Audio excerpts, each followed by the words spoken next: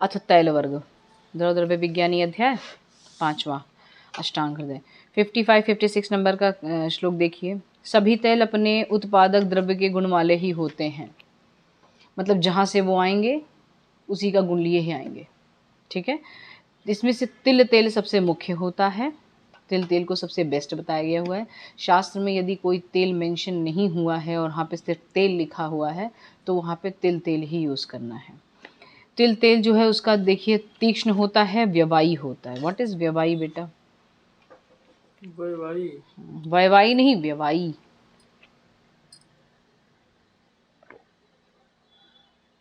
मतलब पहले जो कुछ है वो पूरी बॉडी के अंदर फैल जाए, फिर उसके बाद में उसका पाचन हो। व्यवायी मतलब पसरने की, मतलब पूरी बॉडी में फैल जाने का जो एक वो प्रसरण व्यवस्था। तो त्वक दोष कारक होता है, त्वक दोष भी करेगा ज़्यादा अमाउंट में अगर यूज़ किया तो। अचक्षुष्य होता है, मतलब आँखों के लिए अच्छा नहीं होगा। सूक्ष्म होता है, ठीक है। उष्ण होगा और कफ वर्धक नहीं होता है, कफ को नहीं बढ़ाता है ये, ठीक है। कृश व्यक्ति का ग्रहण करने वाला होता है, स्थूल व्यक्ति को कृश करने वाला होता है। ये बहुत पिक्यूलियर कैरेक्टर होता है। श्लोक नंबर 56 का पहली वाली लाइन देखो। कृशा नाम यालम स्थूला नाम कर्षणाय च, मतलब ये पतले दुबले को मोटा कर देगा, मोटे इंसान को दुबला कर देगा, सैचुरेशन लाता है बॉडी में, ठीक है। पुरीश को बांधने वाला बद्ध विटकम, मोशन जो होता है ऐसे कई पेशेंट आके बताते नहीं, फटे से मोशन होते हैं, मतलब ऐसे बंधा हुआ नहीं होता, उस कंडीशन में यूज़ करते हैं। कृमिनाशक होता है और संस्कार से सर्वरोग नाशक है। यदि इसमें द्रव्यों का संस्कार कर दिया जाए, मतलब मेडिसिनल प्रॉपर्टी लाने के लिए अगर इसको संस्कारित रूप में उपयोग किया जाए तो सर्व रोग नाशक है, सर्व रोग जित। कृमिनाशक होता है, कृमि में भी यूज़ किया जाता है। कृमि मतलब 20 प्रकार की कृमियाँ जितनी भी बताई गई हुई हैं सारी। 47 नंबर का श्लोक देखिए। एरंड का तेल, ये बेस्ट है, इसको ज़रूर याद रखना, इम्पोर्टेंट है। हाँ इम्पॉर्टेंट है, पूछा जा चुका है कई बार। ईशत तीक्ष्ण, थोड़ा सा तीक्ष्ण होगा। ईशत उष्ण, थोड़ा सा उष्ण होगा, ज़्यादा नहीं होता, ठीक है।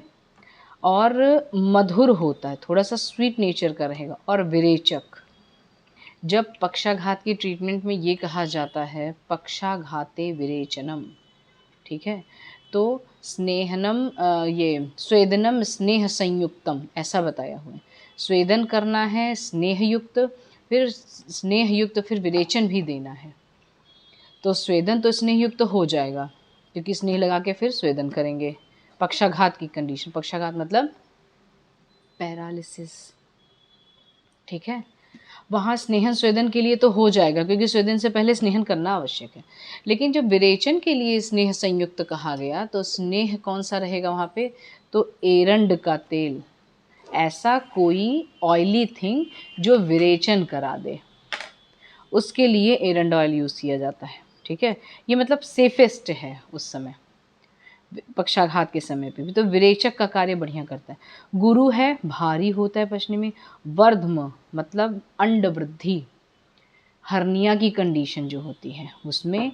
गुल्म, गुल्म मैंने बताया हुआ था, वात कफ उदर रोग और विषम ज्वर नाशक होता है।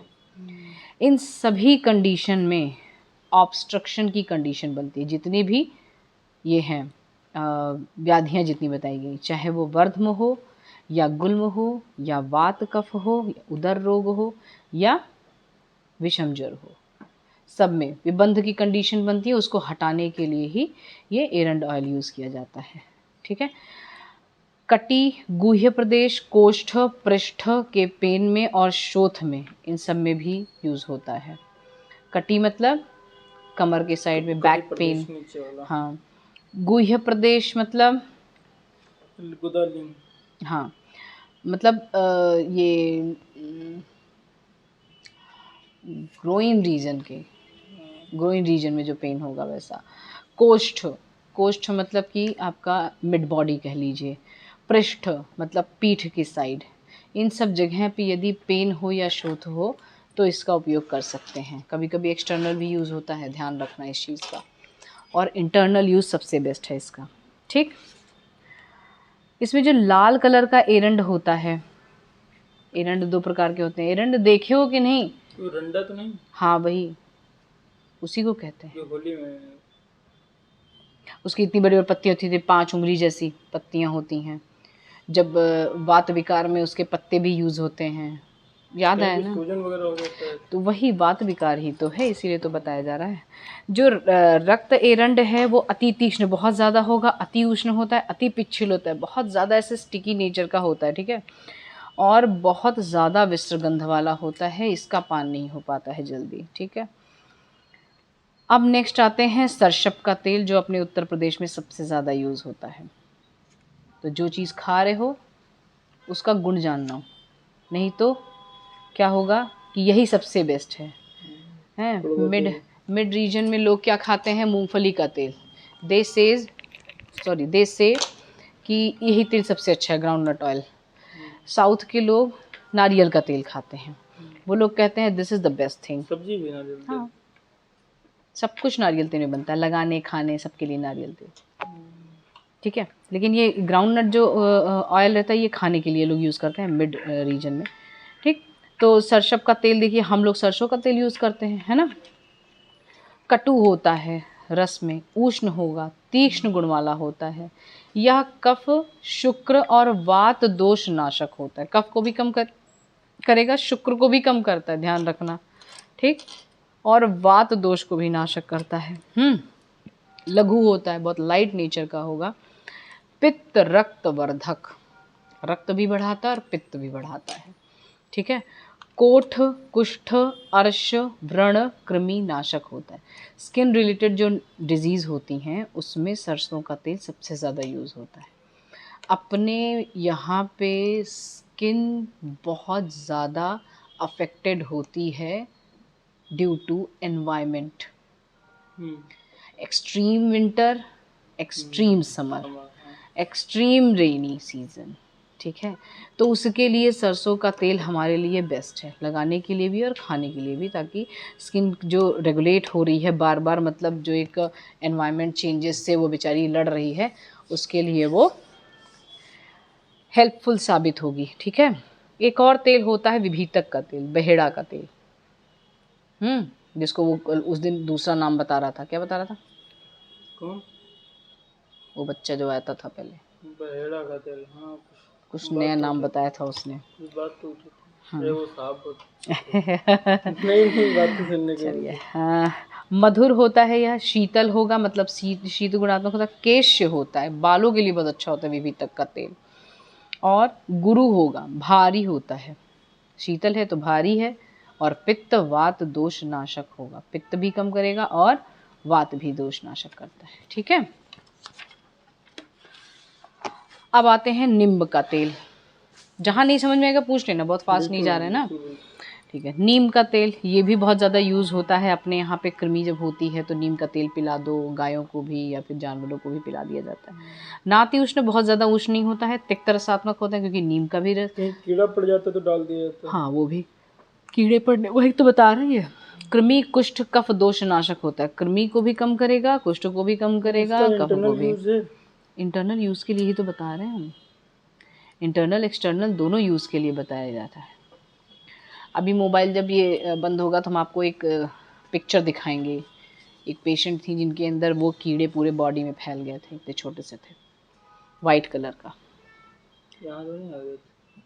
बालों से ऐसे अगर ईचिंग होती थी, जहाँ ईचिंग कर देती थी वहीं से निकल आता था, ये हालत थी उनकी। उस समय उनको नीम का तेल पिलाया गया था, और नीम के तेल पिलाते ही 10 ml जब वॉमिट हुई थी तो वॉमिटिंग में भी निकले थे कीड़े वही, ठीक है। तो इंटरनल यूज़ भी है, ऐसा नहीं है इसका, ठीक है। नेक्स्ट देखेंगे अभी, कृमि में यूज़ होता है, कुष्ठ में external application, internal application medicine के साथ में दी जाती है। कफ दोष के भी नाशक होता है, कफ दोष का भी कम करता है नींब का तेल। अतसी और कुसुम्भ का ऑयल देखो, अतसी और कुसुम्भ। अतसी तो पता ही होगा, अलसी जिसको कहते हैं, छोटे हाँ। कुसुम्भ पता है? सनफ्लावर, सूरजमुखी का तेल, जो हम लोग जो है रिफाइंड ऑयल करके लेकर आते हैं। अभी देखो आपके आयुर्वेद में आचार्य ने क्या कहा हुआ है, सबसे निकृष्ट होता है ये, उष्ण होगा, त्वक दोष, कफ पित्त दोष वर्धन करता है। ठीक है, सबसे बेस्ट कौन सा तेल बताया गया? तिल का। सबसे बेकार कौन सा? कुसुम्भ का। ठीक है, वसा मज्जा वातनाशक होता है, बल पित्त कफ दोष वर्धक होगा। ये वसा और मज्जा, वसा मतलब क्या होता है भाई? वसा फैट। मज्जा मतलब जो मांस का स्नेह निकलेगा, जो मांस का स्नेह निकलता है उसे वसा कहेंगे। जो बोन के अंदर का जो पार्ट जो स्नेह निकलता है वो मज्जा है। वसा और मज्जा जो है वो वातनाशक है, बलवर्धक है, पित्तवर्धक है, कफ दोष वर्धक है। इसलिए जब जाठराग्नि बहुत तीव्र होगी तभी देना है इसे। ये मांस धातु के समान गुण वाले ही होते हैं। मांस धातु का देखा है किस कौन सा गुण होता है? मांस के गुण बताए गए होंगे, पढ़ाया गया क्रिया शारीर में तो पढ़ाया जाएगा। मेद के गुण भी वसा और मज्जा के समान होते हैं। अब मुझे चैप्टर का नंबर नहीं याद है, टॉपिक वहीं पे पढ़ाया जाएगा, वो याद रखना। ठीक है, मेद के गुण भी वसा और मज्जा के समान ही होते हैं। तो आपने आज तेल वर्ग यहाँ पे ख़त्म कर दिया थी, तैल वर्गम। अब तैल में इतना ध्यान रखना है, जो इम्पोर्टेंट है वो है तिल का तेल, इसके गुण आपको याद होने चाहिए। एरंड का तेल, इसके याद होने चाहिए, एग्जाम पर्पस से बता रहे हैं। ठीक है, सरसों का तेल जो है कभी कभी पूछा गया, उतना ज़्यादा नहीं पूछा गया हुआ है। और कुसुम्भ ऑयल को सबसे निकृष्ट बताया हुआ है, ये ध्यान रखना है। ठीक,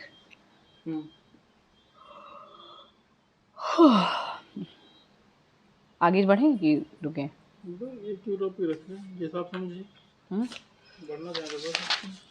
चलिए मध्य वर्ग स्टार्ट करते हैं। ठीक है, अथ मध्य वर्ग। मध्य वर्ग का जो इंट्रोडक्शन है बहुत खतरनाक है। मध्य के गुण देखिए। मध्य देखा है कभी? मध्य देखा नहीं है, लेकिन पिए हुए लोगों को देखा है।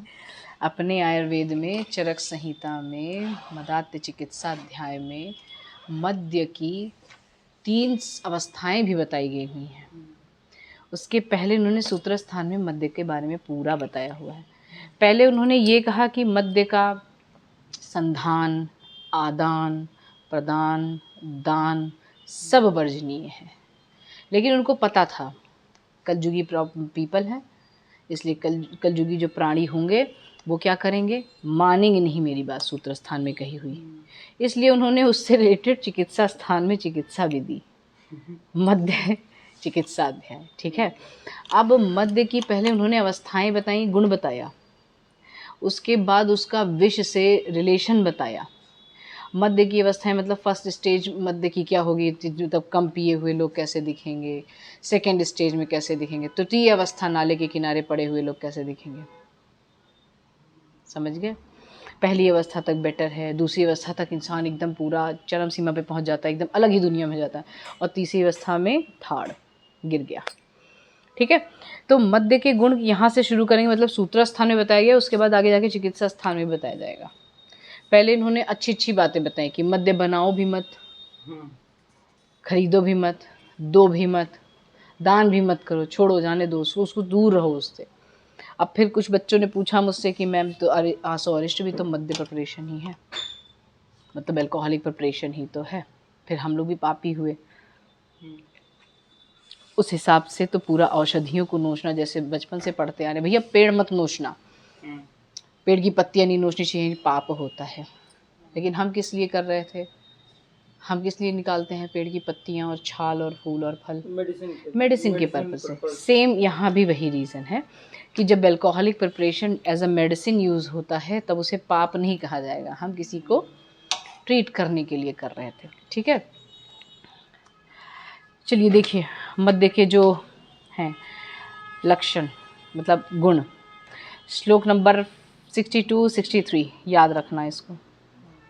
ठीक है, याद कर लेना इसको, टिक मार्क करो। हाँ, युक्ति युक्त या विधि प्रयुक्त। युक्ति युक्त मतलब प्रॉपर तरीके से बना हुआ अल्कोहलिक प्रिपरेशन जो होगा वो सभी मद्य जितने भी प्रकार के होते हैं सब अग्नि दीपक होते हैं, रोचक होते हैं, मतलब रुचि उत्पन्न करते हैं, तीक्ष्ण होते हैं, शार्प कंसिस्टेंसी के होंगे, उष्ण होते हैं। ठीक है, युक्ति युक्त मात्रा में सेवन किया गया यदि तो तुष्टि पुष्टिकर भी होते हैं, मतलब जो प्रथम अवस्था बताई गई हुई है या जो एक मेडिसिनल अवस्था बताई गई, मेडिसिनल जो अमाउंट बताया गया हुआ है उसके अकॉर्डिंग अगर लिया गया तो वो तुष्टि पुष्टिकर होते हैं। ठीक है। सामान्यतः मतलब मध्य ईषत मधुर होगा, थोड़ा सा मधुर होता है, तिक्त होगा, कटु होगा, अम्ल रस वाला होता है, अम्ल विपाक वाला होगा। ठीक है। अम्ल रस भी होगा, अम्ल विपाक भी होगा इसका, क्योंकि अम्ल रस के अम्ल विपाक ही होता है। मृदु रेचक थोड़ा सा मोशन भी लाता है, रेचक प्रॉपर्टी का भी होगा। ईषत कषाय रस भी होगा, मतलब इसमें कितने कितने रस हो गए ध्यान रख लेना। मधुर भी हुआ, कटु भी हुआ, तिक्त भी हुआ, अम्ल भी हुआ। इसीलिए जब युक्ति युक्त तरीके से यूज़ होता है तब इसका बढ़िया यूज़ रहेगा। ठीक है। युक्ति युक्त प्रयोग तो मध्य स्वर, आरोग्य, प्रतिभा और वर्ण को बढ़ाने वाला और लघु होता है। लोग कहते हैं ना कि उसकी स्किन बहुत चमक रही है, अल्कोहल लेता होगा, या जो लोग बहुत प्रॉपर तरीके से अल्कोहल लेते हैं उनकी स्किन में लश्चर ज़रूर रहता है। ठीक है। अब उल्टा मत कर लेना, किसी की लश्चर वाली किसी स्किन को देखो और कह दो नहीं ये मद्य पीता होगा, ये उल्टा नहीं होगा, ये इसको सीधा ही समझना जो हमने बताया। ठीक है। करें कौन सा श्लोक पूरा होगा, निशान लगा दें। 63 तक कंप्लीट हो चुका है, जिसके आगे कल करते हैं। ठीक है। 64